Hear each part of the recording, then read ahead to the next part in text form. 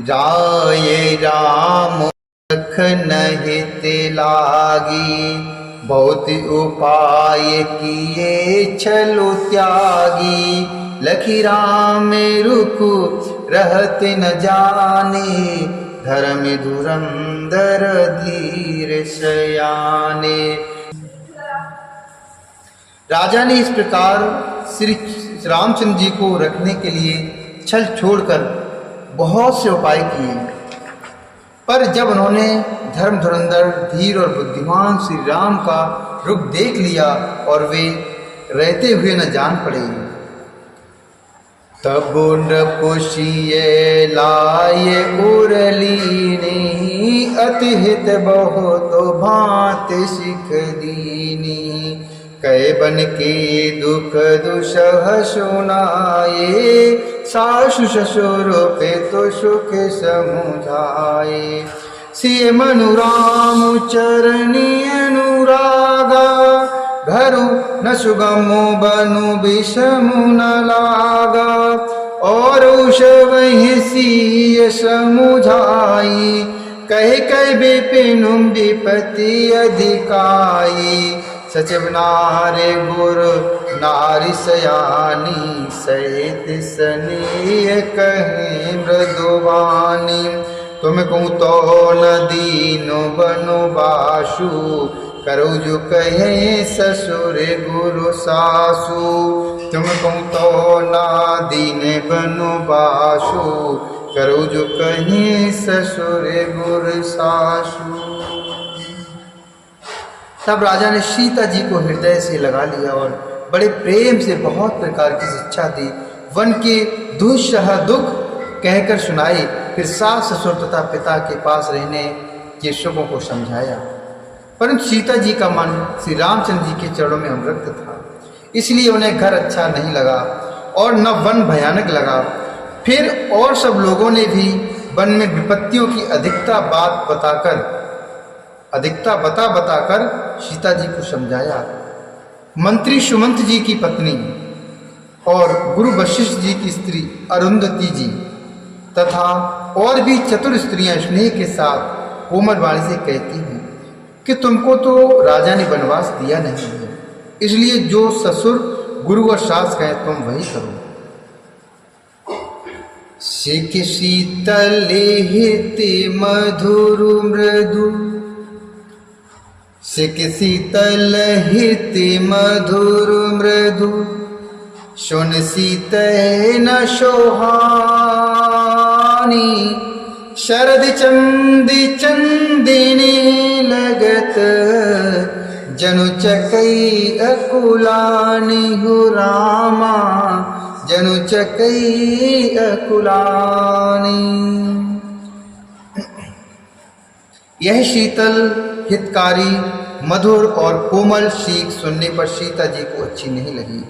वे इस प्रकार व्याकुल होगी मानो शरद ऋतु के चंद्रमा की चांदनी लगते ही चकई व्याकुल होती हो। सियस कुचो बसे उतरु न देई, सो सुनितम के उठी के। मुनिपट भूषण भाजन आनी, आगे धरबो ली मृदुबानी। नृपहि प्राणो प्रिय तुम रघुवीरा, शील स्नेह ना छाड़ी है भीरा। शुक्रतु सुजस्सु पर लोकु न साऊ, तुम ही जानो बनो कही है न काऊ। सुकृति सुजसु परलोकु न साऊ, तुम ही जानो बन कही न काऊ। तुम ही जानो बन कही न काऊ। सीता जी संकोच बस उत्तर नहीं देती। इन बातों को सुनकर कैकेयी तमक कर उठी। उसने मुनियों के वस्त्र आभूषण माला मेखला आदि और बर्तन कमंडल आदि लाकर श्री रामचंद्र जी के आगे रख दी और कोमल वाणी से कहा, हे रघुवीर, राजा को तुम प्राणों के समान प्रिय हो, भीरु अर्थात प्रेमवश दुर्बल हृदय के राजा शील और स्नेह नहीं छोड़ेंगे। पुण्य, सुंदर यश और परलोक चाहे नष्ट हो जाए, पर तुम्हें बन जाने को भी कभी नहीं कहेंगे। अशी विचार सोई करहु जो भावा, राम जननी सेक सोनि सुख पावा। भूप ही बचन बान समुलागे, करहि न प्राण पयान अभागे। लोग बिकल मूर्छित नर नाहु, काह करिए कछु सूझ न काहू।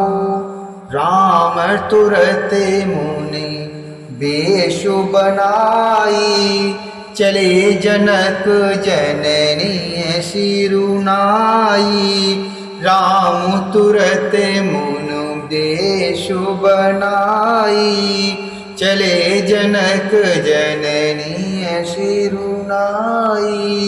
चले जनक जननी सिरुनाई। ऐसा विचार कर जो तुम्हें अच्छा लगे वही करो। माता की सीख सुनकर श्री रामचंद्र जी ने बड़ा सुख पाया, परंतु राजा को ये वचन बाण के समाने लगे। वे सोचने लगे, अभी भी अभागे प्राण क्यों नहीं निकलते। राजा मूर्छित हो गए, लोग व्याकुल हैं, किसी को कुछ सूझ नहीं पड़ता, क्या करें। श्री रामचंद्र जी तुरंत मुनि का वेश बनाकर और माता पिता को सिर नवाकर चल दिए।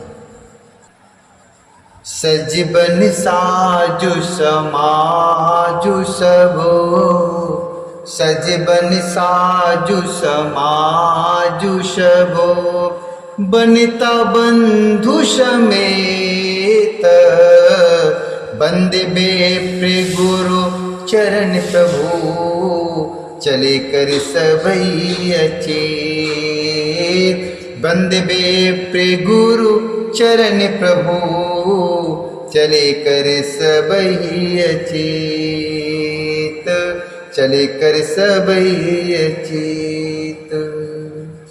वन का सब साज सामान सजकर, वन के लिए आवश्यक वस्तुओं को साथ लेकर श्री रामचंद्र जी स्त्री अर्थात श्री सीता जी और भाई लक्ष्मण जी शैद ब्राह्मण और गुरु के चरणों की वंदना करके सबको अचेत करके चले। बोले श्यावर रामचंद्र भगवान की जय। बोले श्री हरिनारायण भगवान की जय। बोले शंकर भगवान की जय। बोलिए हनुमंत लाल की